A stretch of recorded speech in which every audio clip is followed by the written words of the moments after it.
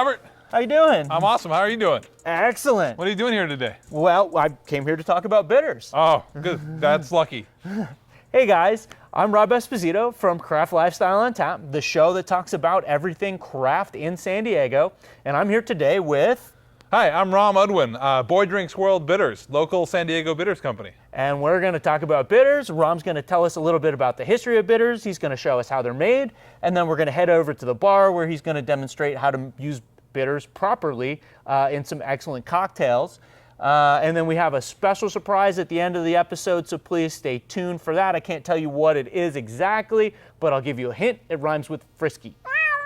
We got these barrels from some distiller friends of ours, and we want to give them a second life by filling them full of bitters.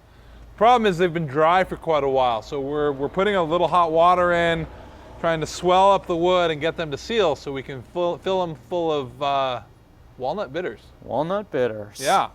So the key thing is just having a barrel that doesn't leak so you don't lose all your product. Excellent. The flavor pairs perfect with bourbon. Like if you just get a glass of bourbon, we can do this in a little bit, and put a drop of the bitters in it and just kind of like taste what it does. You kind of get the idea of the bitters. And then as a lucky accident, it goes great in a lot of things. In fact, it really goes amazing in gin. The herbs, the black cardamom, the bitter herbs, all the herbs that I'm using in the walnut bitters actually go amazing and are kind of harmonious with the herbs that people use in most gins. And it just really goes really nicely together. It is definitely tastes the oak. I'm not sure what cardamom should taste like. Well, black cardamom is very different from green cardamom.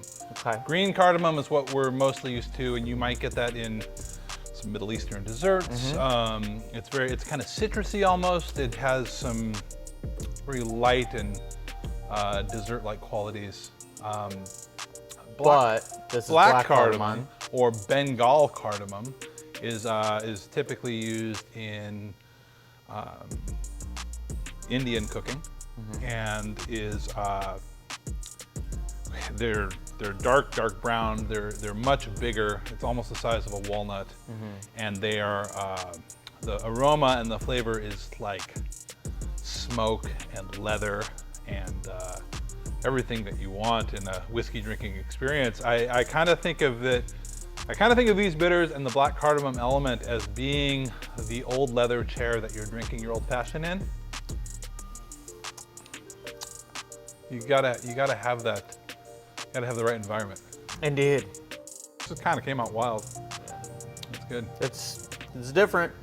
Now having tasted this, I'm really excited to try it in a cocktail. So yeah.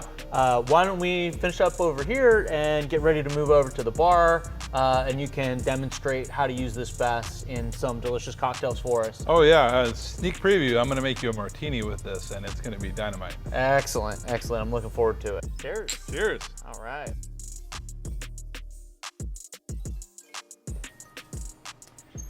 Hey Ram. Hey Rob. How you doing? Awesome, man. So we're here today to talk about bitters. I'm very excited about this. Yeah, it's awesome. Boy Drinks World Bitters. We're a small local San Diego company. We make everything by hand, and I'm gonna make you some drinks today.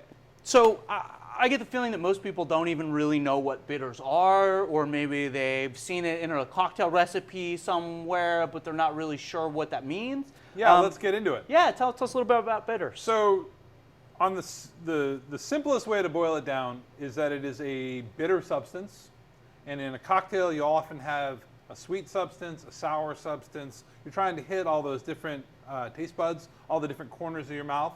So being able to have something bitter to balance out something that is sweet, for example, allows you to have kind of a more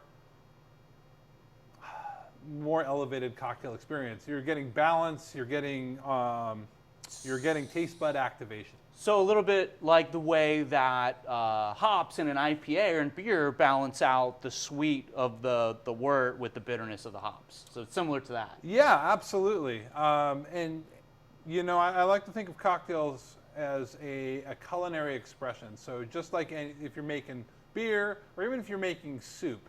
You might want it a little sweet, a little spicy, a little bitter, a little this, a little that. And that way, when you taste it, it tastes complete and balanced. Because making cocktails is just like cooking, I think, is right. You The principles, get all your right flavors. yeah, the culinary principles are the same. The science, the chemistry of it, it's the same as cooking, and it deserves as much attention and respect. Awesome. Now, can you tell us a little bit about the history of bitters and who first used them and where they kind of come from? Absolutely. So, in the time before modern medicine, there were a lot of things that people took, snake oil salesman type things. Sure. People would take these different infusions of herbs, concoctions, because people wanted to be healthy, they didn't want to get sick, they didn't want to get the plague or gout or I don't know, whatever the ailment of the day was. And so people started soaking herbs in different things. Alcohol is a great medium for extracting flavor, color. It'll take the paint off your car if you got strong enough. So people started taking things that very much resemble these bitters or maybe that were bitters as medicine. And they would take them in the morning. Teetotaling people that wouldn't drink would even do a shot of bitters in the morning because that's just what it was. It was medicine. It was considered medicinal. When I was a kid, my mother kept a bottle of brandy under the sink in the bathroom for when we had, cold, sore throats and that sort of thing. And she would give us a little brandy to, because that was what it is to her, was medicine. Absolutely. Soak that kid's pacifier in vodka, whatever you got to do. But maybe that's what's wrong with me. So in order to make the sometimes bitter or pungent experience of the bitters a little bit more pleasant, and because at the time people thought of alcohol as being part of a healthy diet, in some cases safer than drinking water. If you're in a time period in a place where you don't have water purification. Cholera, yeah. Yeah, so they started mixing a little booze, a little bitters, a little sugar, and that's how you get one of them old-fashioned cocktails. Ah, yeah. Is that the inspiration behind the old-fashioned as well, or is that something totally different? As noted cocktail historian David Wondrich says that bar history happens in bars while people are drinking, so it's not really well documented, but we can trace back evidence of people making something like an old-fashioned or even like a Sazerac, which is similar, out of pharmacies, and people would line up to get their daily dose of bitters, which was basically an infusion of bitter herbs, maybe some other herbs and things for flavoring, medicinal herbs, all of that together in alcohol to create like a strong extract. And this would be your daily dose of medicine. And so, yeah, we think that's where the old-fashioned comes from. And actually, a little more history is we believe that the old-fashioned used to be just called the cocktail. Really? Yeah, and then just like the word martini in the 80s and 90s, every mixed drink suddenly became a cocktail, and so they had to start saying, let me get one of those old-fashioned cocktails. So it was like an appellation almost. It was like a brand kind of. It's like how people say like Kleenex or something when they really mean like facial tissue. That's very interesting. Yeah, but it's not even brand related. It's well, just right. this idea, there was this brands, idea that we don't have a word for this thing, and we're just gonna use this one term as a blanket for everything. And I mean, martinis in the 80s and 90s were just like anything in a martini glass that you could stomach, and sometimes not. So you have this amazing company called Boy Drinks World that makes these great bitters that we've been talking about. Yeah. Tell me a little bit about it, how you got started, what it feels like to be an entrepreneur in the drink world coming up in San Diego. Yeah, great. Yeah, so we and by we I mean myself and my very patient spouse. But let me ask you this: why bitters? Like, I mean, before I was a brewer, we know that I was in the beer industry, so home brewing beer was like you can make enough beer to get a pretty good buzz on. But bitters is like just kind of a component. It's a specialty thing. So what was the inspiration for bitters? I might just be a big weirdo. It was at a time in the, early 2000s when everybody was brewing beer. And I just had to do something different. And I was kind of getting into, we were getting into learning about spirits and cocktails. And I saw that there was, around 2006, there was some fledgling little bitters companies popping up. And it was exciting to see this happening. And I started making my own just as an experiment, and they worked out really well. I started making my own at home, and I really liked the process. I really liked what I was making. My friends all liked it, and they said, "Oh, why don't you sell this stuff?" And then I had to go down that long, dark road to try to figure out how to sell it and how to get it, get the product certified and legal, because it does contain alcohol. And that was a really long learning process. And I just, I don't know, I feel like we came up with some flavors that really speak to what I think are needs in the bar, the bar world. And I'm really happy with what we came up with. So coming up as an entrepreneur in San Diego, in the kind of craft bar and cocktail industry, is there any advice that you would give to somebody else that maybe wants to kind of follow in your footsteps and get into, coming up with a product like this, or maybe getting into distilling? Yes, I do. And don't do it. Perfect. As you know from the beer industry, and this business is no different. Starting a successful business, building a following, building a brand, all of that takes an almost inexhaustible supply of energy and money and time. And I'm not trying to really discourage people here, but it is hard. And I think that I had, stars in my eyes, and I kind of believed it would take off and make me millions of dollars. And surprise, surprise, it doesn't. But we're still a business. The business pays for itself. I do have a full-time day job. But I don't know. It's been a really cool learning process. I've met a lot of amazing people and have immersed myself in the San Diego bar world. Everything from becoming a bartender here in San Diego, doing events with other bartenders and starting a bartending competition, all these things to try to grow my brand and grow my identity in the market. And to a limited degree it was successful. But it all brings you, all of that cumulative experience brings you to where we are today. And where I am today is I've got a great job in the spirits industry. I still have my small business, and most of the time it's really fun. So that's awesome, man. We're excited that you stuck with it, and you're still offering these great products, not just in San Diego, but I guess around the country. Yeah. And so around the world, really. Wow, that's exciting, man. I would love if you could tell us a little bit about the flavors and the ingredients of the different bitters that you make, and then a little bit about what makes them special. Yeah, absolutely. So our flagship product is the Serrano cocktail spice. This technically isn't a bitters because there's no bitter herbs in it. It's really just Serrano peppers, alcohol, and water. It's very concentrated. Here, I'll let you smell it.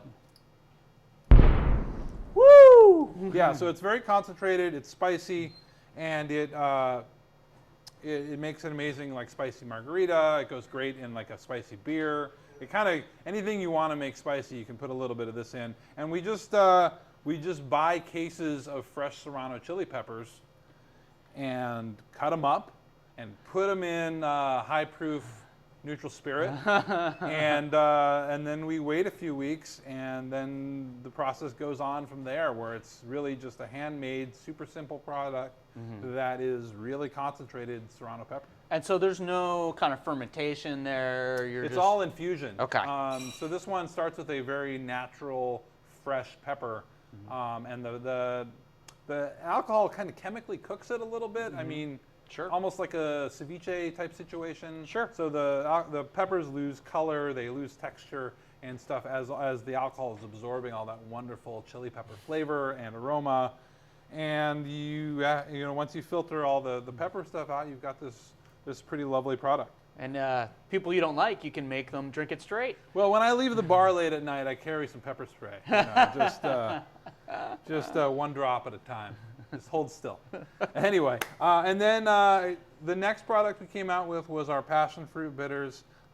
These are painstaking and expensive to make because we use locally grown passion fruit. Oh, wow. This batch, I actually hand-picked the passion fruit from a farm in North County. So it's this does have bitter herbs in it, as well as some citrus peel and some fresh passion fruit, and once again, in a base of high-proof alcohol. And this is delicious. It's floral. It's fragrant.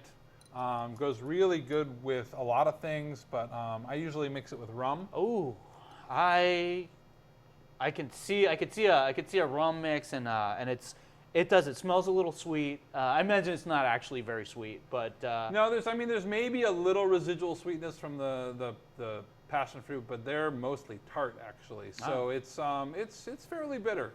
it smells like a nice floral kind of fruity cocktail. And that's the whole point is with the bitters is you're adding not just bitterness for balance, but some aroma, some flavor. Sure. It's like a highly concentrated little flavor bomb. The next product, this one's going through a little of an evolution right now. Oh, interesting. Not actually on the market at the moment, but will be very soon. So we were selling our walnut bitters for a couple of years, and they are made with fresh whole walnuts. The product gets a little cloudy because it's almost like it's taken all those oils from the walnuts, as well as some black walnut leaf and some other bitter herbs, and just a big amalgam of things to make this product that. Do you know how many walnuts go in each bottle, or could you take a guess, or what you're using in a batch maybe? Yeah, 10-gallon batch uses about 10 pounds of walnuts. Wow. And that's not cheap. That's a lot of nuts. That's a lot of nuts. So yeah, I don't have that broken down to the bottle, but you get plenty of flavor out of it. And there's a lot of other herbs in the blend. And really, it wasn't the goal wasn't to set out to make a walnut bitters, although walnut and black walnut leaf and stuff have a long history of being involved in bitters. This was kind of a weird story of my childhood. Ah, great. We love weird stories. So I bought a bunch of herbs, and I set up to do separate individual infusions because I was trying to come up with a new idea. And one of the infusions I did was of black cardamom, which is or Bengalese cardamom. It's very different than the normal cardamom. It's very smoky. The flavor is like almost leathery. It's really different. And I also did an infusion of licorice root, which is something as a kid, my mom worked at a health food store, and I wouldn't get candy. I would get sticks of licorice root to chew on. And to this day, that's like my favorite treat ever. So I thought that those would go really well together, and immediately in my head I was like, and walnuts. And for some reason that just made sense. Like it clicked. I didn't know why it clicked. And so I set out to make it, and we've been making them ever since. But what we did a year ago was we made a big batch, and we put it into some oak barrels. Oh, nice. And I was actually going to pull them. Spoiler alert, it's mid to late December right now. And I was going to pull them 2 months ago to have them ready and bottled in time for the Christmas season and the gift buying and all that stuff. And then I got the Rona. I got COVID-19 2 months ago. Yeah. So I'm chock full of antibodies, and but it delayed it, and so they're just aging longer. And so it's really a funny story. So if you look on this bottle here, this says on the passion fruit, it says the lost batch. We called this the lost batch of passion fruit bitters because it was made at the end of 2019, and was set to rest in stainless steel. And then in early 2020, the shutdown happens, and we didn't bottle these things for 18 months. So they rested in stainless steel, which actually ended up being kind of interesting for the product. And so we called this the lost batch. And now the walnut that's aging longer than we planned is kind of another lost batch, where the situation in the world has led us to having have an effect on our products, but hopefully a positive one. You know, it's going to be really cool to have bitters that have been aged over a year in oak. 6 months ago, I tasted them, and they were already amazing. So it's going to be really exciting to crack that barrel. Even better with age. Yeah. Excellent. All right, cool. All right, show me. Yeah, what are we let's gonna make a couple of drinks. I think first we're going to start us off with just a classic martini.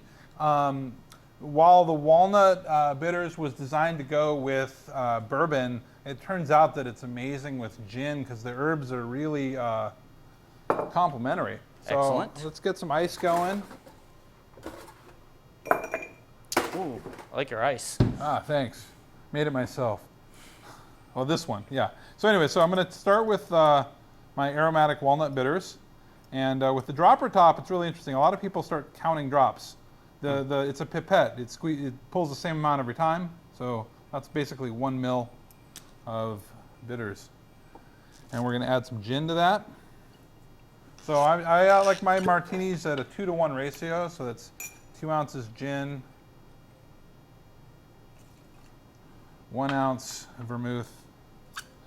A full ounce of vermouth, even. Oh, absolutely, absolutely. A lot of people are afraid of vermouth, but Yeah. don't be. Vermouth is just an aromatized white wine that is fortified. Huh. If you taste fresh vermouth, it should taste just like white wine, pretty much, with a little bit of an herb finish. Interesting. If your vermouth tastes bad, throw it away and buy a new bottle.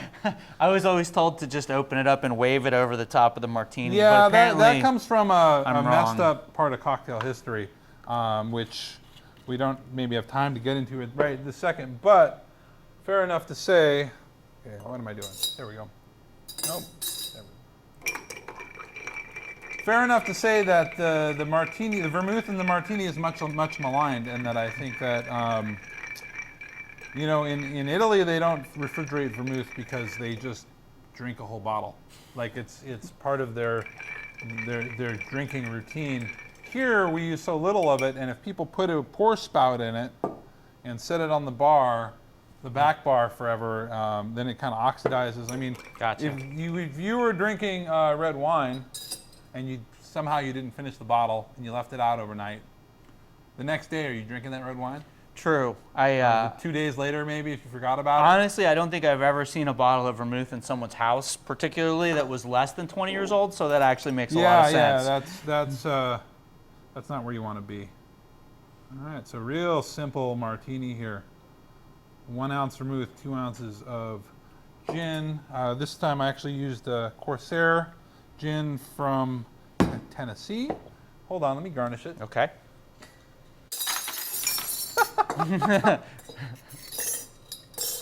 Let me just garnish it real quick. Just grab a little bit of lemon peel.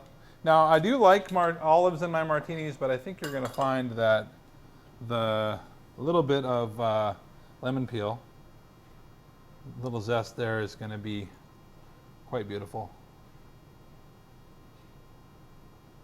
All right, give that a try. Smells lemony. You know, that's going to be all the oils from the lemon that we just expressed. Yeah. Oh, wow. That is maybe the best martini that I've ever had. Thank you. Good night. All right. Yeah. You know, that's how. So I had this.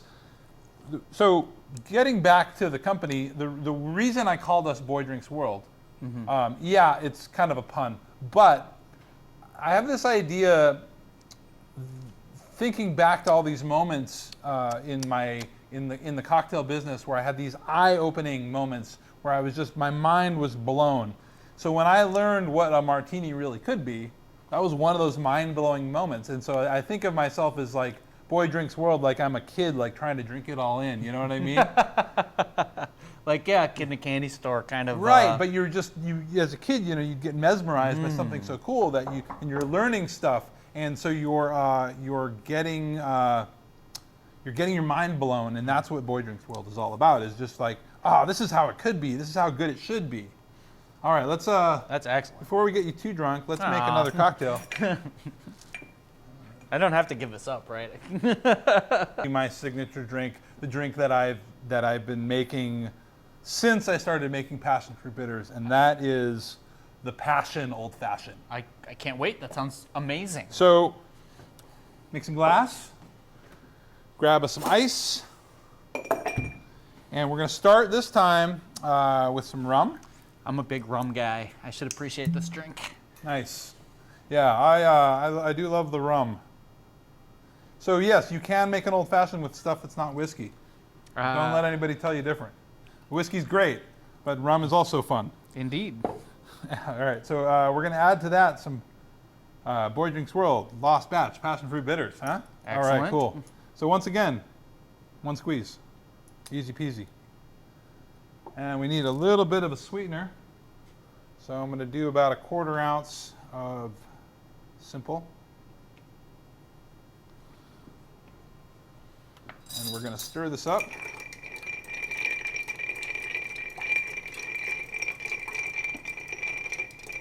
All right, well, while that dilutes for a second, I'm going to get your glass ready.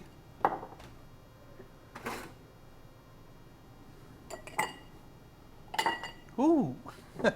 Am I too far over? Okay, cool. So our drink is here. We're just going to let that. So we always stir over ice and then pour over fresh ice, because if the drink goes on your block of ice warm, it's going to start melting a lot faster. Huh, that ice sounds like bells. Merry Christmas, guys. All right. Okay, so right now we've got rum, simple syrup, and some passion fruit bitters. A little orange peel for the garnish.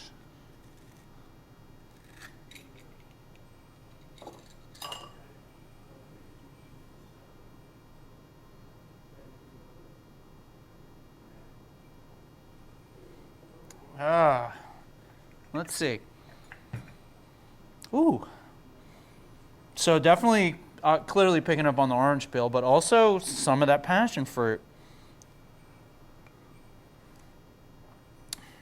For something that is like 89% rum, this is really, really delicious. I didn't think you could get that much flavor in a rum drink without a whole bunch of mixer or sweet stuff in it. This is great. We try to keep the sweet stuff to a minimum, and we never use mixers.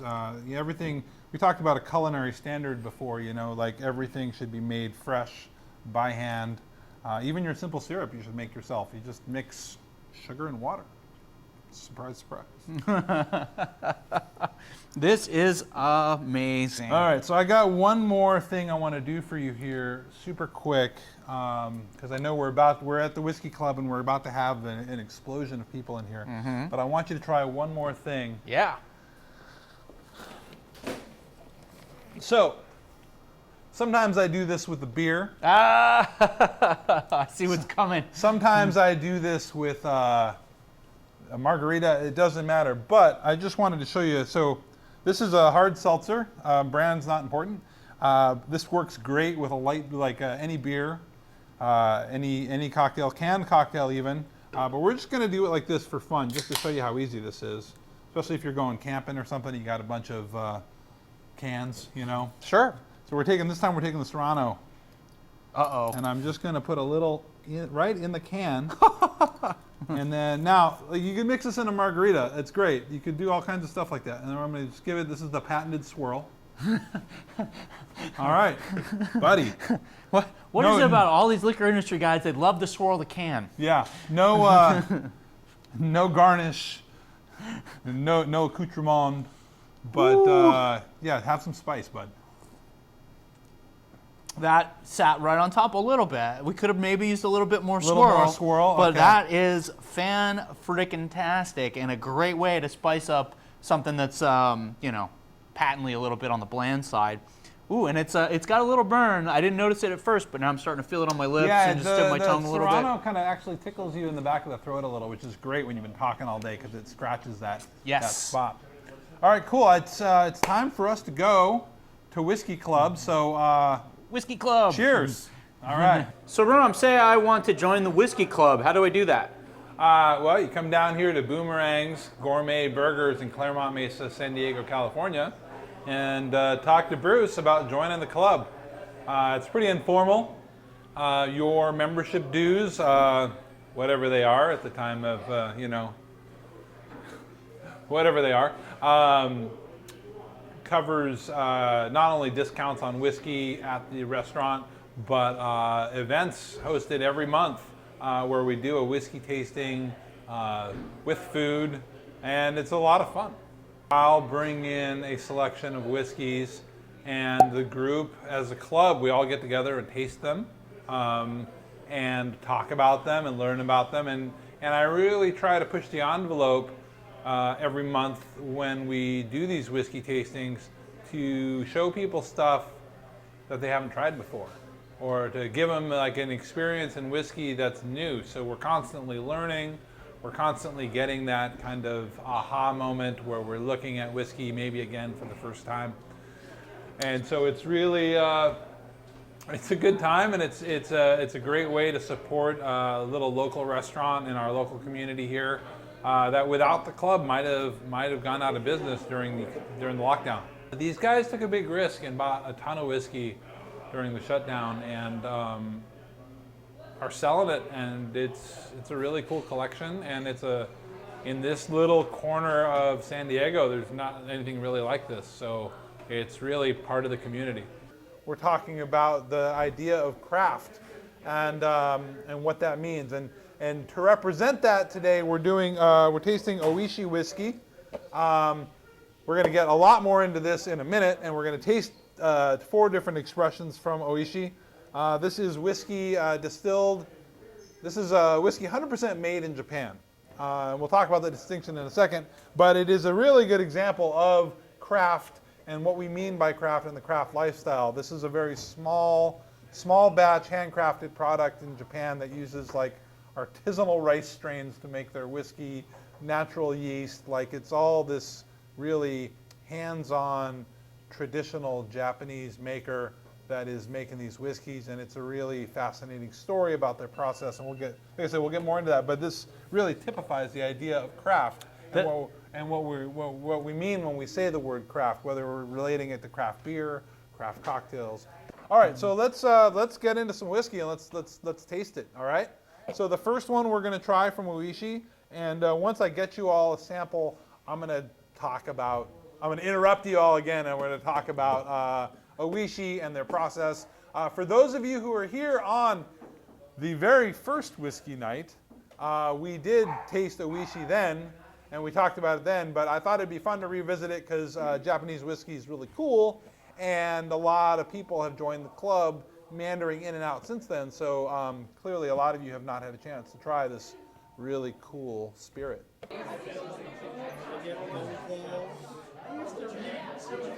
Thanks, gourmet burger joint. And you pass one, you take one down, you pass one around, and it's 900 and something. All right, thank you guys. Oh, hey.